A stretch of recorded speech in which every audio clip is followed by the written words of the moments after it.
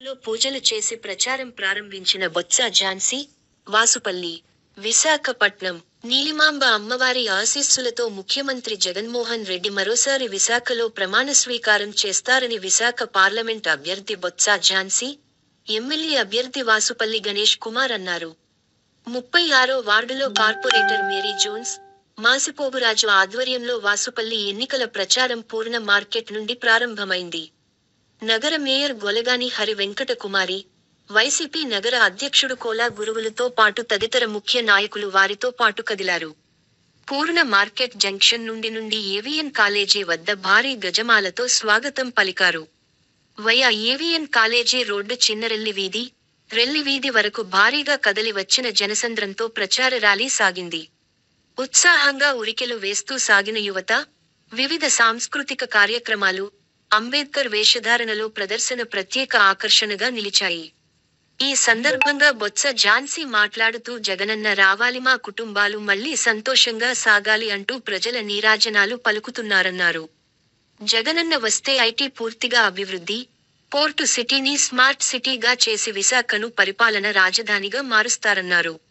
వాసుపల్లి గణేష్ కుమార్ మాట్లాడుతూ జగన్మోహన్ రెడ్డి పవిత్ర గ్రంథంలో భావించే ప్రజలు కష్టాలు తీర్చే సంక్షేమ పథకాల మేనిఫెస్టోతో వైసీపీ శ్రేణుల్లో మరింత ఉత్సాహాన్ని నింపింది అన్నారు.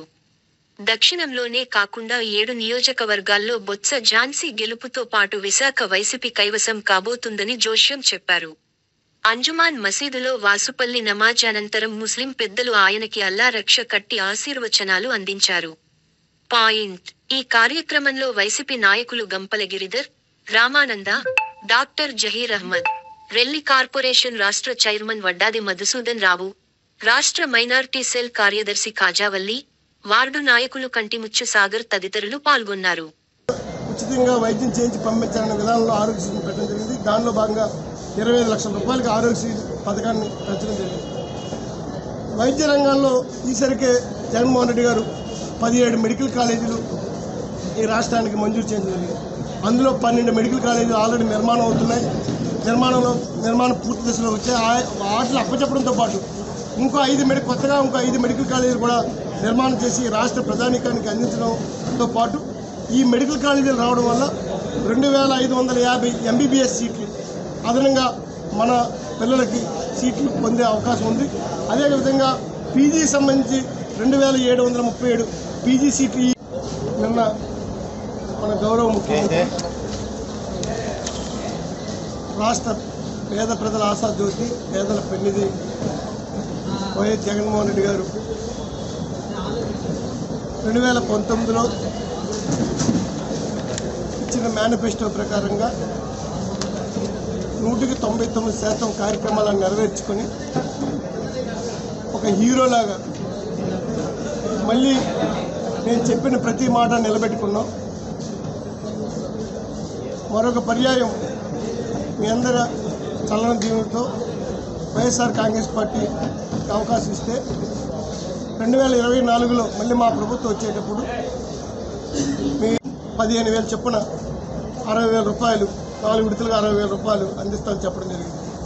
అదేవిధంగా వైఎస్ఆర్ ఈబీసీ నేస్తం 4 విడతలుగా 15,000 రూపాయలు చొప్పున 60,000 రూపాయలు ఇస్తామని చెప్పడం జరిగింది. అలాగే ఇప్పుడు దాకా కొనసాగుతున్నట్టు వైఎస్ఆర్ 0 వడ్డీ, వైఎస్ఆర్ కళ్యాణ మస్తు, వైఎస్ఆర్ సాజీ తోపా పథకాలు యథావిధంగా కొనసాగడంతో పాటు రైతన్నల కోసం, ముఖ్యంగా రైతన్నల కోసం ఈసరికే గ్రామాల్లో రైతు భరోసా కేంద్రాలు నెలకొల్పి ప్రతి సచివాలయ పరిధిలో ఒక రైతు భరోసా కేంద్రం పెట్టి రైతులకి అనేక సర్వీస్ అందిస్తున్నటువంటి ప్రభుత్వం వైఎస్ఆర్ కాంగ్రెస్ పార్టీ ప్రభుత్వం. ఇప్పుడు రైతు భరోసా ఏదైతే 13,500 రూపాయలు రైతు భరోసా ఇస్తున్నారో సంవత్సరానికి, దాన్ని 16,000 రూపాయలకి పెంచి రైతు భరోసా కార్యక్రమాన్ని ఇవ్వడంతో పాటు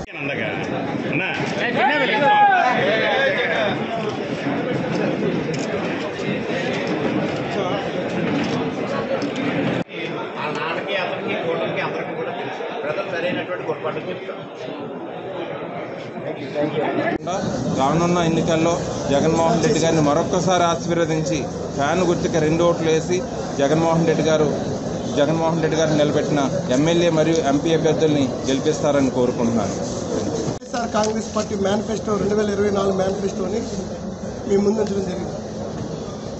ఈసరికే ఏదైతే అమ్మఒడి ఇస్తున్నారో అమ్మఒడిని పిల్లలు చదివించడానికి తల్లులకి ఏదైతే అమ్మఒడి సంవత్సరానికి 15,000 రూపాయలు ఇస్తున్నారో ఆ 15,000ని 17,000 రూపాయలు చేస్తామని చెప్పి గౌరవ ముఖ్యమంత్రి గారు వైఎస్ఆర్ కాంగ్రెస్ పార్టీ అధ్యక్షులు చెప్పడం జరిగింది.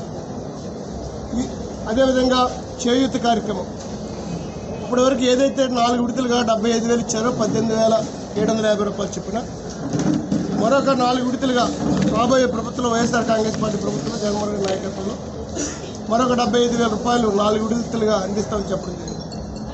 అలాగే వైఎస్ఆర్ కాపు నేస్తం 4 విడతలుగా వైఎస్ఆర్ జగన్మోహన్ రెడ్డి గారు అలాగే ఇలాగా కలబలి ఓట్ల కోసం కలబలి మాటలు చెప్పలేదు.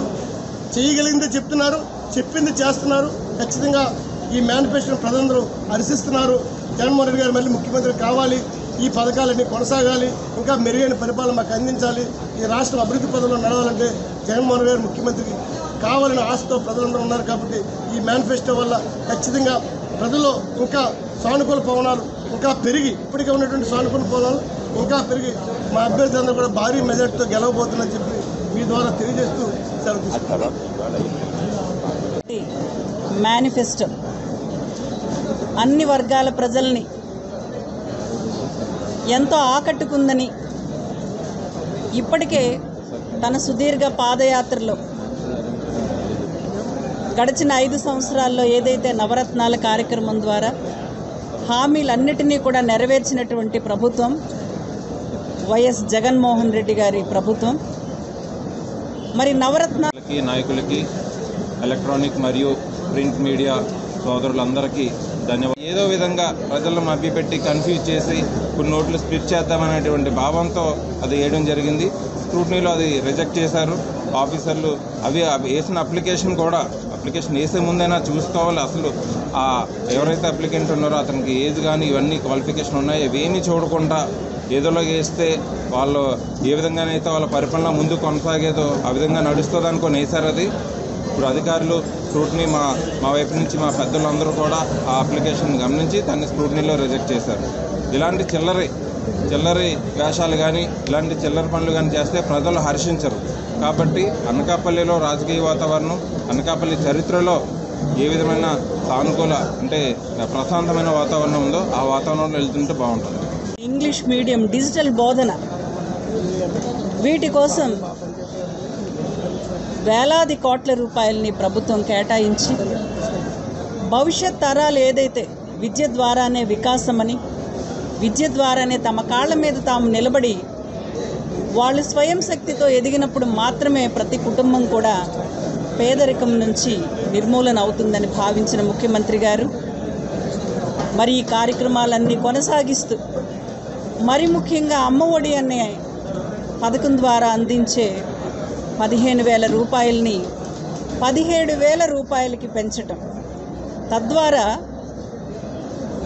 అమ్మలందరికీ కూడా తల్లులకి 15,000 రూపాయలు మరి వారి ఖాతాలోకి వస్తూ ఒక 2,000 రూపాయలు ఏదైతే నాడు నేడు ద్వారా ప్రభుత్వ పాఠశాలలు ఏదైతే బాగు చేశారో వాటి మెయింటెనెన్స్ కోసం టాయిలెట్స్ కానీ ఇన్ఫ్రాస్ట్రక్చర్ కానీ వాటి కోసం ఇచ్చే 2,000 రూపాయలతో కలిపి 17,000 రూపాయలకి పెంచటం నిజంగా తల్లులందరికీ అదనంగా కూడా ఒక 2,000 రూపాయలు ఇస్తూ పథకాన్ని కొనసాగిస్తూ ఇదందరికీ కూడా చాలా మేలు చేస్తుందని చెప్పి ప్రతి ఒక్కరు కూడా భావిస్తూ ఉన్నారు. అదేవిధంగా